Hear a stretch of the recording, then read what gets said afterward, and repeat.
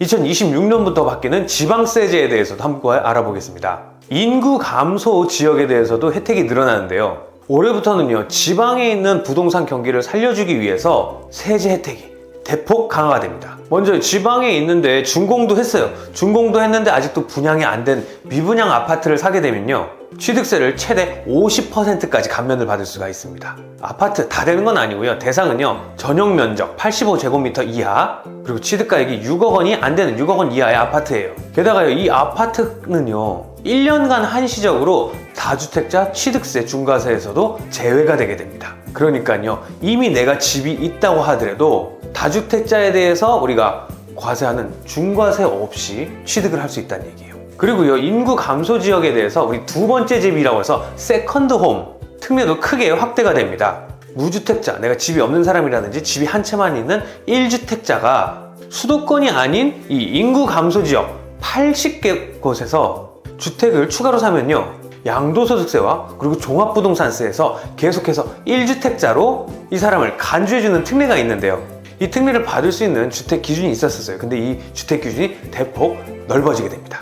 공시가격 기준으로 봤을 때는요, 4억 원이었는데 이게 9억 원으로 바뀌게 되고요. 취득가액 기준 같은 경우는 3억 원이었는데 이게 12억 원으로 바뀌게 되었습니다. 쉽게 말해서요, 예전에는 3, 4억 원짜리 집만 내가 이 혜택을 받을 수 있는 집이었는데 이제는요, 12억 원짜리까지도 우리 세컨드홈 혜택을 받게 되었습니다. 지역도 더 늘어나게 됐는데요.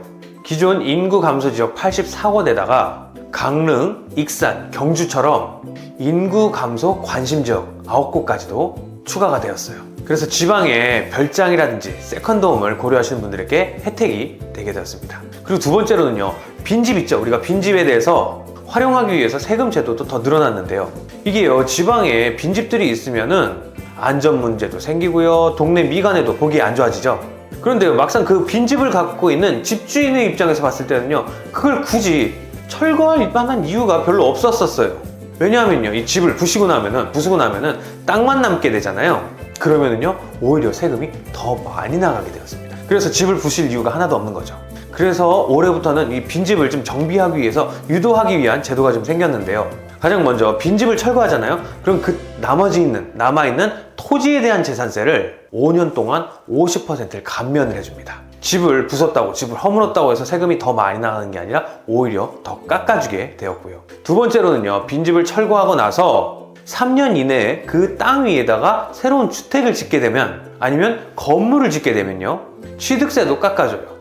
150만 원 한도 내에서 50%까지 감면을 받을 수가 있습니다. 세 번째 혜택은요, 이 철거하고 난 땅을 주차장같이 이렇게 공공시설로 활용하게 되면 기존에 재산세를 깎아주는 부담을 완화해주던 기간이 5년에서요, 이 공공활용하는 주차장같이 공공활용을 하는 이 전체 기간으로 늘어나게 됐습니다. 정리하면요, 빈집을 허물잖아요. 그럼 재산세도 줄어들어, 새로 지으면 취득세도 깎아줘, 주차장같이 이렇게 공공목적으로 사용하게 되면 그 기간 동안 계속해서 세금 혜택을 받게 되는 거죠. 빈집으로 그냥 방치해두는 것보다 정비를 하는 게 좀 더 유리하게 바뀌게 되었습니다. 그 외에도요, 이제 부동산 증여 같은 경우는 좀 더 깐깐하게 관리를 하게 되는데요. 올해부터는요, 가족 간 거래에 있어서, 가족 간 부동산 거래에 있어서 과세가 조금 더 엄격해졌습니다. 무슨 내용이냐? 핵심은요, 가족끼리 부동산을 사고 파는 데 있어서 너네가 시가보다 더 싸게 사고 팔았다면 이거는 증여로 보겠다라는 거예요.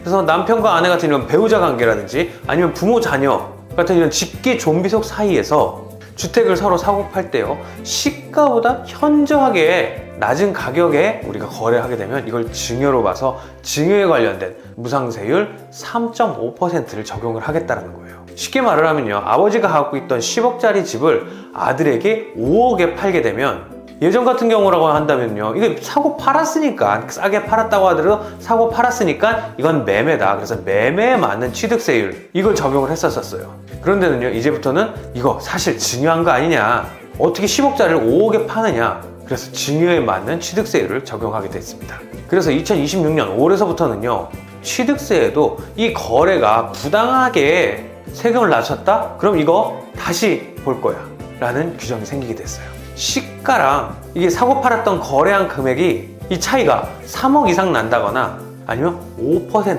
이상 차이가 나면요, 실제 거래 가격이 아닌 시가를 기준으로 해서 취득세를 부과를 합니다. 정리하면은요, 이제 가족끼리 부동산을 싸게 팔아가지고 세금을 피하는 이런 편법이 통하지 않게 됐습니다. 그래서 가족 간에 부동산을 서로 사고 팔 계획이 있으신 분들이 있다면 반드시 세무 전문가와 세무사와 미리 이야기를 해보는 게 좋을 것 같습니다. 여기까지 2026년에 변화하는 지방세법에 대해서 함께 알아봤습니다. 감사합니다.